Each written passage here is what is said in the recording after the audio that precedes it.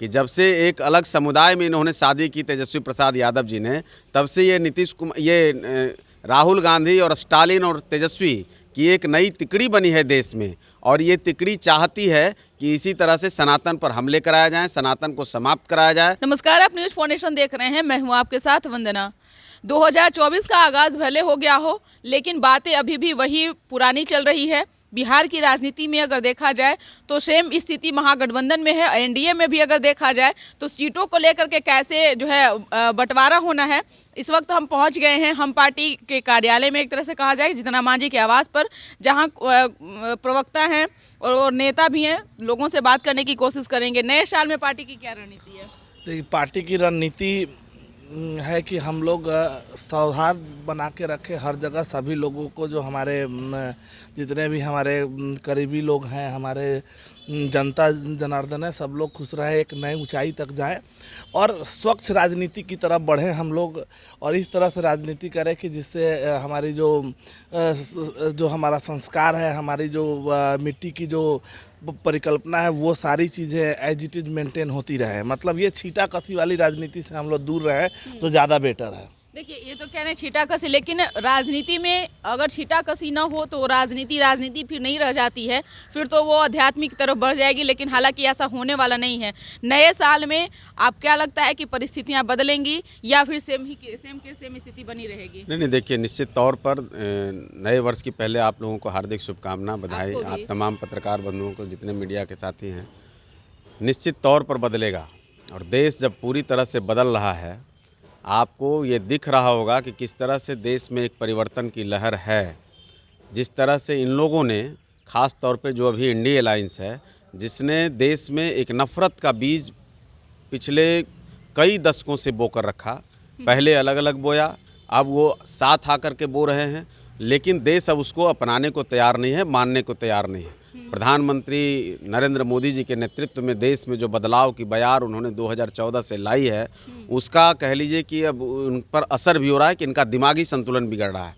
और उसी का परिणाम है कि ये लोग देख लीजिए कैसे कि तेजस्वी प्रसाद यादव जी बिहार में वो मुख्यमंत्री बनने का सपना रखते हैं और अपने विधायकों से सनातन को गाली दिलाने का काम करते हैं। हिंदू संस्कृति पर, हिंदू देवी देवताओं पर वो अपने नेताओं के द्वारा हमला करवाने का काम करते हैं। पर जदयू भी कहीं ना कहीं अब आक्रामक तेवर जो है अपनाई हुई है।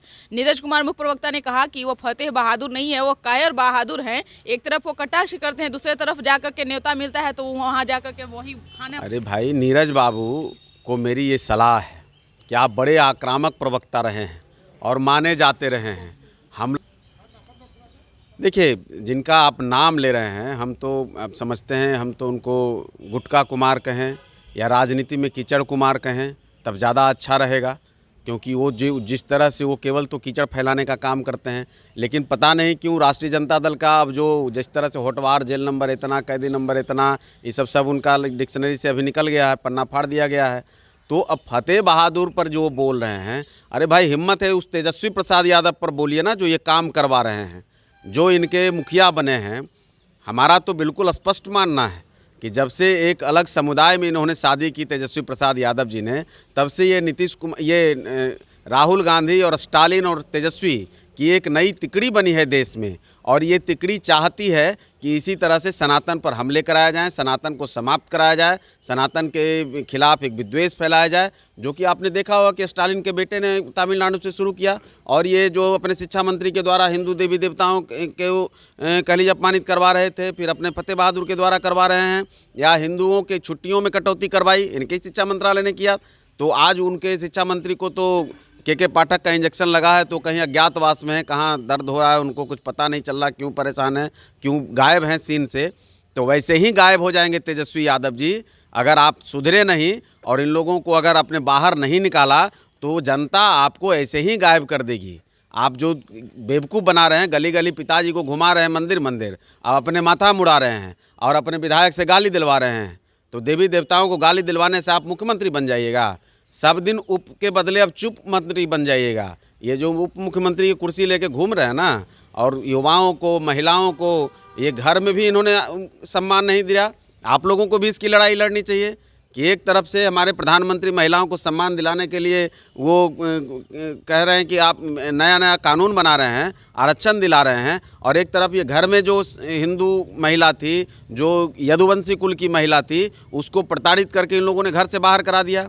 जो तेज प्रताप बेचारा वो त्रिपुंड लगाते थे, वो देवघर और वृंदावन घूमते थे, उनके पूरे परिवार को ही बर्बाद कर दिया। तो घर से इन्होंने सनातनी को बर्बाद करना शुरू किया। जो सनातन को मानेगा वो राष्ट्रीय जनता दल में न सत्ता संभाल सकता, न परिवार संभाल सकता। तो अब जनता को इधर कुछ और दिखा रहे हैं।